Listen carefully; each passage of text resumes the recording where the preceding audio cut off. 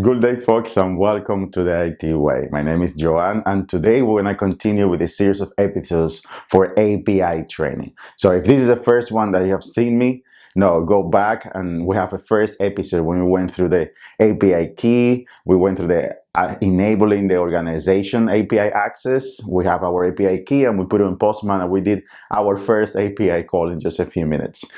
So if this is the first time that you've seen me with API, go back to the previous video so you can keep on track with everything that we're going to do.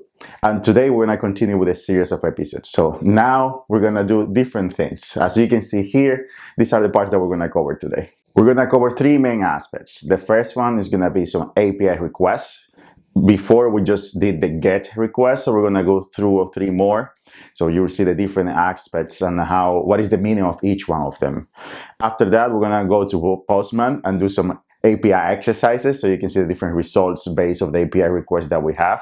And we're going to take a look to the API library and what Meraki can give us. So we have everything in default or just as a template there. So we don't have to recreate everything or every time that we want to do an API request. So that will be awesome. If you'd like to know more about how to implement Meraki device, how to configure it and how to troubleshoot it, you can go here. This is our playlist for Cisco Meraki training from zero to hero, where you can see all these aspects and even troubleshooting tips on how to approach any problems that you might have. And remember, if you want to be completely tech savvy about all the terminology of API, I will not cover everything here. I'm going to do as simple as possible with all the terms of the meanings of every word so you can start building up your knowledge step by step. At the end, probably I'm going to do a more in-depth API video so you can understand completely what JSON is, what is terminology, what is POT and PUT specifically. But now I'm going to help you is to have your hands-on exercises so you can thrive right away after finish this video. So let's go to the dashboard and let's configure it.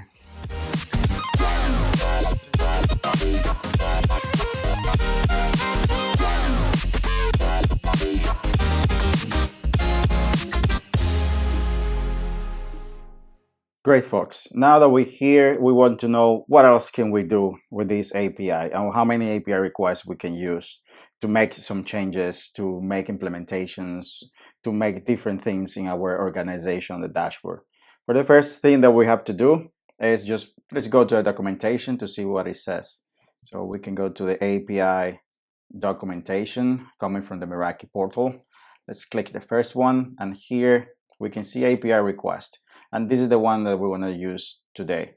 Here you can see that there are different verbs, and there are 4 different API requests. And these ones are the ones that we're going to use today. So I'm going to use some exercises hands-on so you can see the difference between them and how you can utilize. The first one is the GET. If you go to the previous video, you were able to see that we did this one, the organizations API GET. And you can see that it's able to get returns the value of a resource of a list of resources. So it's for you to get information from the dashboard. If you want to know how many networks do you have, if you want to know how many organizations you have privileges on, or how many devices, or how many clients are connected. So that's why you use the GET. If we go back to the Postman, this is the one that we're using normally. So in the GET, here, let's use this one, which is the one that we used before. This is the GET. And we're using the same URL that we were using before, version 1, because that's the version 1 of the API that we're using, organization. You just click send, and it's gonna give you the 200 OK, and this is the GET. So you get that information, the organization ID, the name, and the URL. So we did that. Let's do something else with the same GET. What I'm gonna try is, now that I know the organization, let's get the list of the networks. To do that, remember, we have the API docs, so you can go here and help. I'm going to open a new tab to have both here. And for me to get the list of networks, what do I have to do? Just go through this table of contents in that way and find networks. Let's see, here's networks. In the network, it says all the different things that we can use with the network section. The first one, list the networks that the user has privileges on. That's what we want, right? And you see the HTTP request is GET. Here, there is a lot of difference. Is organizations, that's what we have in Postman. And then the organization ID / networks. So if you see this, it means that we're going to have to add this, the organization ID, we can use this organization ID, this is the organization that I want, and then put networks. If we send that as an API request, you can see the 200 OK, which is everything's fine. And now you can see the information the dashboard is providing from that organization. The ID of the network, you see that it starts with L, is because it's locale. Their organization ID, we know that, and the name of that network. And you can see all the information coming from the network. So it's the same thing. Now we're taking a look to the get of the network. And that's another example that you can use with get. So let's continue with organizations and let's leave it like that. What else can we do? Let's see. Here we have post. Post, what it says is to add a new resource. So if you want to add something that is not there yet, for example, create a new organization, create a new network. This is something new that you can put over there. And an example here is create a new admin into the list of administrators for that organization. So let's do that. Now that we have already the organizations here, let's try and say, how can I create a new organization? To do that, go back to the API docs. Let's try to find where do you think that this is located on. I think that is in organizations. You have the list of different things that you have to create a new organization is here, create a new organization. So how does that look like? Oh, you can see that it's post. It means that I have to change in Postman here from get, that's the first thing, to post. And it's the same syntax, the same URL.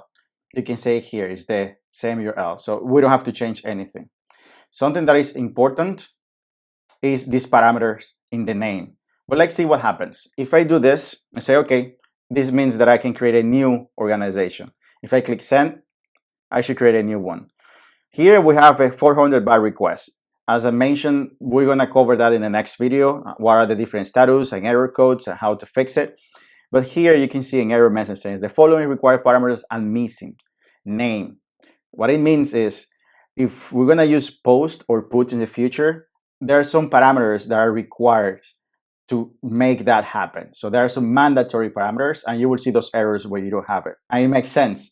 So you're saying that you want to create a new organization and you don't even have the name for it. And that's why you need the parameters. To use that parameters, you can go here, parameters, you put the key, which is what the documentation is giving you, that's the key. And then the value is your name. So let's put the IT way 2, and that's it. Let's see if that works. Awesome. So we have status 201. We're going to talk about that later. And we create a new organization, the IT way 2. So now I have 2 organizations. To ensure that that's correct, I should go back to the get, remove all this, just send the organization. I should be able to see the IT way, the first one that we create, and the second one as well. Good. It means that everything is good and working. And now we know how to use the post. The other one in the documentation, it says put. So it's going to update a resource. What it means is should be a resource that is there and it's going to make a change. And that's what we normally say, that configuration, or make a change in the feature and the configuration that you have on the dashboard. But if it's not there, you can see that it's going to create it first to make it available, and then you don't have to make like a post and then a put. And that's going to change depending on the API you're going to see in the future. But let's try to do that. Now that we created this organization, let's change the number. Let's change to the IT way 3 instead of 2. And let's see how it works out. We're going to go to our API to see if there is anything here that I can tell you how to do it.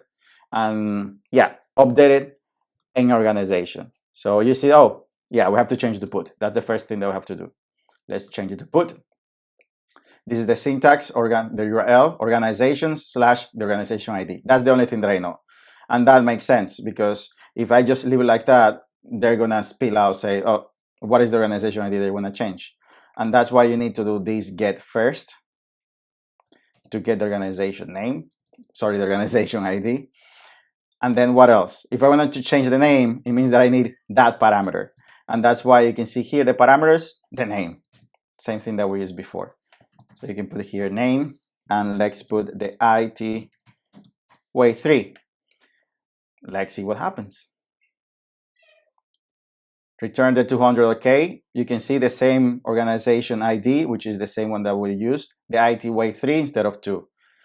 To corroborate and ensure that that's correct and there is no something wrong in the meantime? Let's go back. Yes. So we can see that the IT way 3 is there and is the organization ID.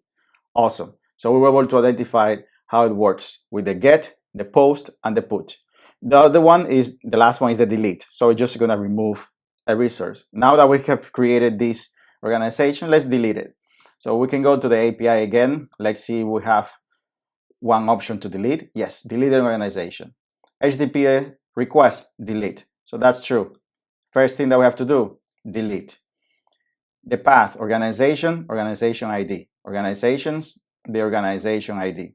Let's copy this. Now you know what to do.